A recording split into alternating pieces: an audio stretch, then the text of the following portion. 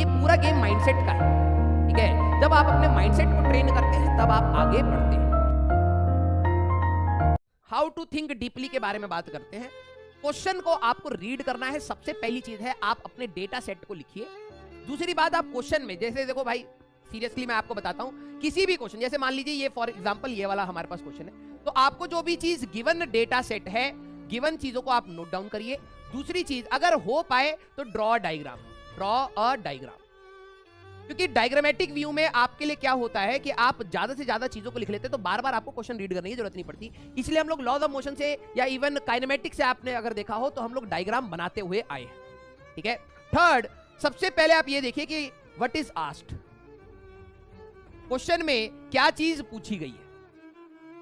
अब जो भी चीज पूछी गई है उसके रिलेटेड आपको थ्योरी कुछ पढ़ाई गई होगी या कहीं ना कहीं कुछ मेंशन आपको किया गया होगा। अब जैसे ही आपसे ये पूछा जाए, जैसे मान लीजिए इस क्वेश्चन में कुछ चीज पूछी है फाइंड एक्सेलरेशन, तो उसके बारे में आप सोचिए कि आपको थ्योरी में क्या चीज बताई गई थी। अब बात यह है, यहां पर सबसे इंपॉर्टेंट चीज आती है, थ्योरी यहां तक सारे बच्चों के लिए सेम है, इसके बाद होता है इंटरप्रिटेशन। जब आप किसी थ्योरी को इंटरप्रेट करते हैं वहां पर सब बच्चों का अलग अलग सवाल आता है। लिटरली बता रहा हूं, थ्योरी तक सब बच्चे ऑलमोस्ट सेम लेवल पर होते हैं।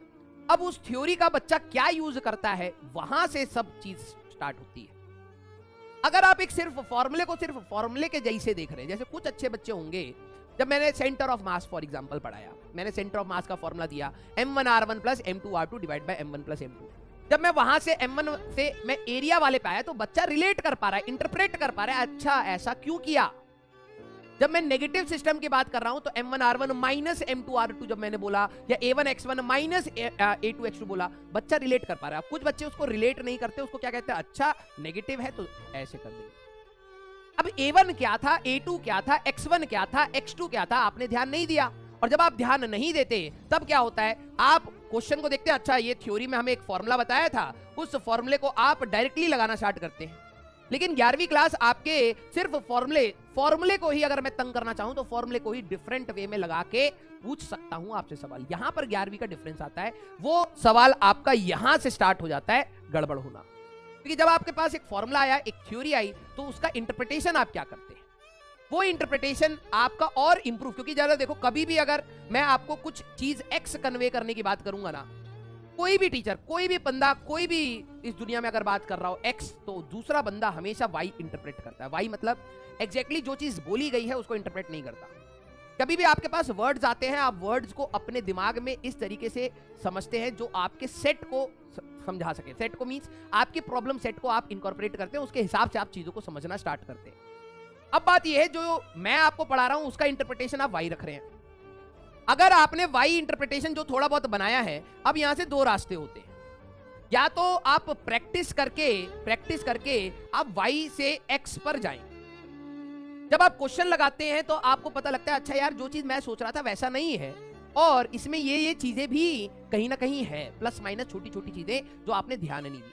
अब वो प्रैक्टिस आपको वापस एक्स पर लाता है। क्यों बोलते हैं, आपके लिए प्रैक्टिस इंपॉर्टेंट है, और प्रैक्टिस का ही एक पार्ट होता है टेस्ट।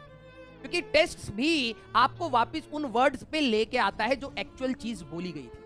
अब ये बात है कि अगर आप एब्सेंट माइंडेड होकर क्लास कर रहे हैं, बस क्लास कर रहे हैं, मोटिवेशन नहीं है, बस आपको सिलेबस कंप्लीट करना है, तो आप वाई की जगह पर जेड पर भी चले जाते हैं। मींस एक्स के बाद मैं कोई चीज बोल रहा हूं, आप वाई नहीं समझ रहे, आप जेड और सोच रहे हैं उसके बारे में। तो आप यहां से जब आप सोचेंगे तो वापस आने में पहले आप वाई पर आएंगे, फिर वाई से आप एक्स पर आएंगे। तो एक रास्ता है कि आप प्रैक्टिस से एक्स पर चले जाएं, और दूसरी रास्ता है आपके पास, अगर आप प्रैक्टिस नहीं करते हैं तो आपको या तो लगता है या तो ये वाई सही है जो आपने सोचा है, और जब आप थोड़ा सा उसको इंटरप्रेट करते हैं तो आप इस डायरेक्शन में ना आके कुछ और इंटरप्रिटेशन लेना स्टार्ट करते हैं। ठीक है, this is the whole problem of the mindset. किसी भी स्टूडेंट के अगर मैं माइंडसेट, या किसी भी बंदे की अगर मैं माइंडसेट की बात करूं, मैं अगर आपको कोई चीज कन्वे कर रहा हूं, मैं बोल रहा हूं कि भाई राजवंत सिंह आज आपको ये चीज बता रहा है, लेकिन आप उसको अपनी तरीके से समझेंगे, वो एग्जैक्टली वो इंटेंशन नहीं होगी जो मैंने आपको समझाई, आप कुछ और समझेंगे। लेकिन अगर आपको वापस इसी चीज पर आना है तो आपको प्रैक्टिस करना पड़ेगा एजुकेशन फील्ड में।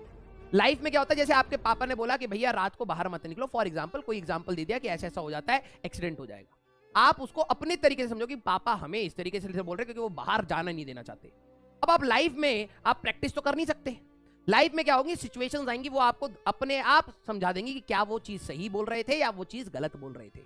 ठीक है, अब वही है कि आपका इंटरप्रिटेशन क्या है चीजों का, ये आपको समझना है विद टाइम। ठीक है, तो इंटरप्रिटेशन आपका प्रैक्टिस के साथ इंप्रूव होगा। अब जो बच्चे होते हैं कि भाई क्वेश्चन गलत हुआ तो उनको लगता है कि भाई वो तो साइंटिस्ट थे, उन्होंने तो भाई नोबेल प्राइज जीत लिया था, अब ये क्वेश्चन गलत हो गया तो ये तो ईगो पर आ गई। You always have to understand the fact that you are always a student. I am always a student of physics. You are always a student of physics. ये लर्निंग कर्व एक पर्टिकुलर बोर्ड पर किसी के भी theory बताने से नहीं खत्म होता। ठीक है, किसी के भी, मैं हूं, कोई भी टीचर है या फिर आपका भाई है, कोई भी अगर आपको एक पर्टिकुलर चीज की थ्योरी बता रहा है, उससे पूरी फिजिक्स नहीं खत्म होती। ये आपका लर्निंग कर्व नहीं खत्म होना चाहिए। और जो इस लर्निंग कर्व को समझता चला जाएगा कि हाँ यार ये तो चीजें हैं, ये अभी और फाइन करनी है, और रिफाइन करनी है, और रिफाइन करनी है, लाइफ में रिफाइन करते हुए हमें चीजों को आगे बढ़ना है, तो आप आगे निकल जाएंगे।